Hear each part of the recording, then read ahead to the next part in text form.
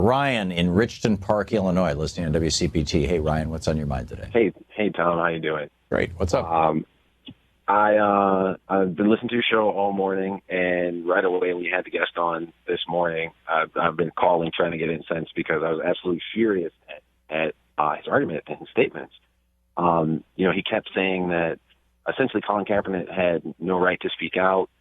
He kept circling around to how much money he made, and more than once he said he should be grateful that he lives in a country that allows him to achieve the level of success he has.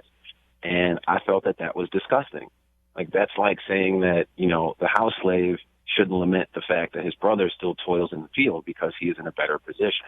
Right. And if you want to talk about narratives, that narrative to kind of turn a very famous saying by Dr. King on its head, the Republicans tend to push a narrative that if there is not injustice everywhere, that means there is injustice nowhere.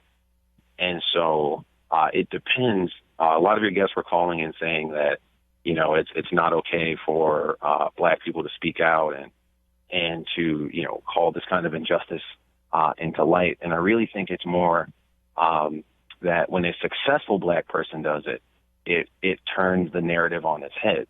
Right. There's no such thing as a net that catches all fish. And so even during the times of slavery, there have always been free blacks and successful blacks. And right now with someone like Colin Kaepernick and making as much money as he does, and, the fact that we have a black president in Obama, it's very, very common, very easy for them to point to this sort of success and say, look, Colin Kaepernick makes $20 million a year. He's one of the most successful people there is. Whereas Colin Kaepernick knows that if his fortune was different and he had not been adopted by, the white family that he was adopted by, and hadn't been born with the tremendous physical gifts that he was, he would be very likely in a much different position. Well, I'm guessing also that he knows that if he was driving a 10-year-old car through many parts of the United States, particularly American South, but apparently all over this country, from what we're seeing, and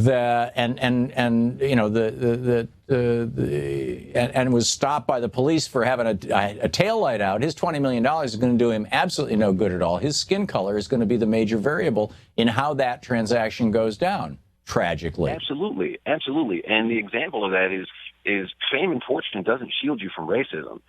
Sammy Davis Jr. campaigned tirelessly for JFK, and then once he married the Swedish model, the white woman, his name was removed from the list of entertainers at the White House because at the time interracial marriage was banned in 31 states. Right. So at the time he was one of the most successful black people in the country, and that still doesn't shield you from racism.